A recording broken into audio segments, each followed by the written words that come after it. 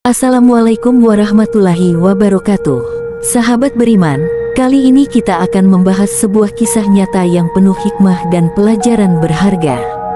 Di akhir video ini, insya Allah akan saya sertakan ayat-ayat suci Al-Quran yang diyakini dapat membantu sebagai doa untuk melawan penyakit kanker. Oh ya, jangan lupa untuk menyukai video ini, memberikan komentar, dan tentunya subscribe agar tidak ketinggalan konten penuh manfaat lainnya. Baiklah, mari kita mulai kisah inspiratif ini. Seorang penderita kanker parah terbaring lemah di sebuah rumah sakit di Lebanon Selatan. Salah satu anggota keluarganya, yang tampak pasrah dan putus asa, datang setiap hari untuk membacakan ayat-ayat suci Al-Quran dengan lantunan yang menyentuh hati. Kebiasaan itu terus dilakukannya setiap hari, tanpa disadari telah berlangsung selama 3 bulan. Dokter pun tercengang. Berdasarkan perhitungannya, pasien tersebut seharusnya tidak mampu bertahan lebih dari 1 bulan. Namun, kini hampir 3 bulan berlalu, dan yang mengejutkan, kondisi pasien kanker itu bukannya memburuk, melainkan justru menunjukkan kemajuan yang luar biasa.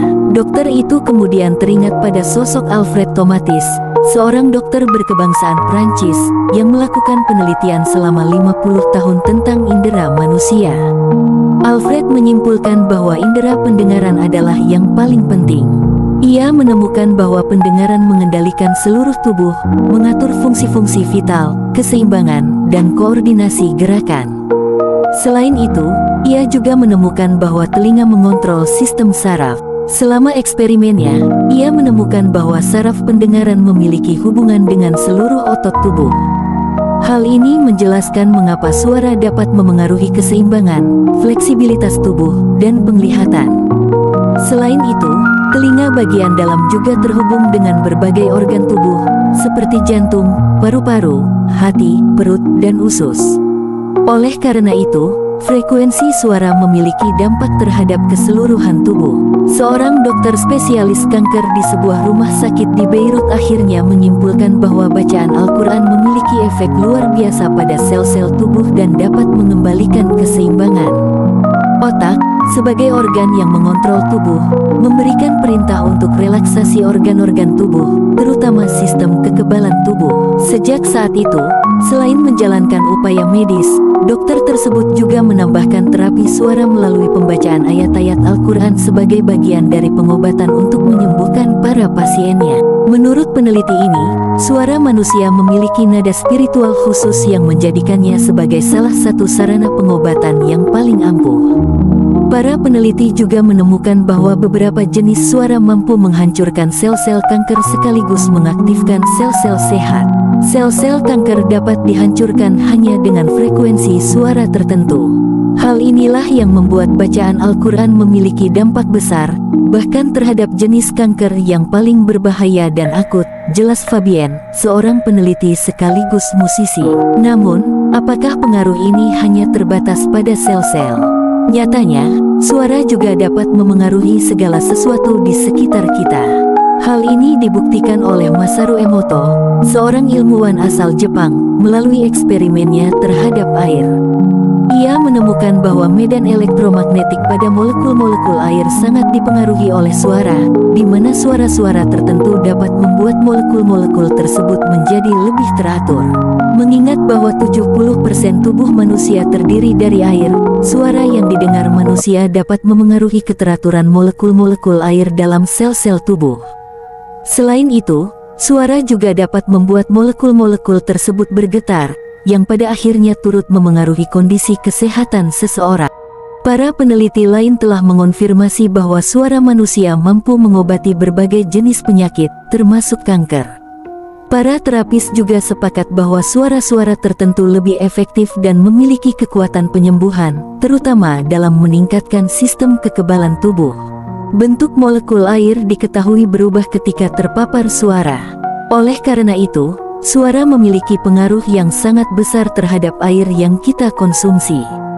Jika ayat-ayat Al-Quran dibacakan pada air, karakteristik air tersebut akan berubah dan mampu mentransfer efek dari bacaan Al-Quran ke setiap sel dalam tubuh, sehingga membantu proses penyembuhan.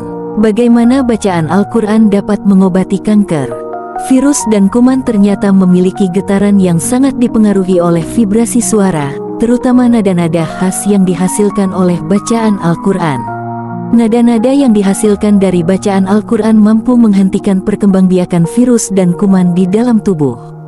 Pada saat yang sama, nada-nada tersebut juga meningkatkan aktivitas sel-sel sehat dan mengembalikan program kekebalan tubuh yang terganggu, sehingga tubuh menjadi siap untuk melawan virus dan kuman, jelas Fabien. Menurutnya, nada-nada yang dihasilkan dari bacaan Al-Quran terdiri atas kumpulan frekuensi yang masuk melalui telinga, kemudian merambat ke sel-sel otak dan memengaruhinya melalui medan elektronik. Frekuensi-frekuensi tersebut selanjutnya mengaktifkan sel-sel dalam tubuh. Sel-sel akan merespons medan tersebut dan menyesuaikan getarannya. Perubahan pada getaran inilah yang kita rasakan dan pahami setelah mengalami dan mengulanginya. Proses ini merupakan sistem alami, sebuah mekanisme keseimbangan yang natural. Bahkan, Profesor Masaru Emoto menyatakan bahwa efek penyembuhan melalui terapi suara jauh lebih kuat dibandingkan pengobatan herbal atau terapi alami lainnya. Nabi Shallallahu Alaihi Wasallam membaca ta'awuz ratusan kali setiap hari, memohon perlindungan kepada Allah dari berbagai macam keburukan, termasuk penyakit. Kita pun sangat dianjurkan untuk senantiasa membaca surat Al-Falaq dan An-Nas setiap hari. Semoga Allah menjadikan Al-Quran sebagai obat bagi kita dari segala penyakit, baik yang bersifat lahir maupun batin. Bagi Anda yang sedang mengalami gangguan penyakit kanker atau tumor seperti tersebut di atas bisa mencoba untuk menghancurkan sel kanker tersebut dengan mendengarkan surat Al-Hasyr ayat 21-24 secara rutin setiap hari. Ayat 21 berfungsi untuk menghancurkan sel kanker tersebut dan ayat 22-24 untuk membentuk sel baru sebagai pengganti sel yang rusak tersebut. Terima kasih sudah menonton. Jangan lupa like, komen, dan subscribe agar nggak ketinggalan konten seru berikutnya. Sampai jumpa di video selanjutnya. Assalamualaikum warahmatullahi wabarakatuh.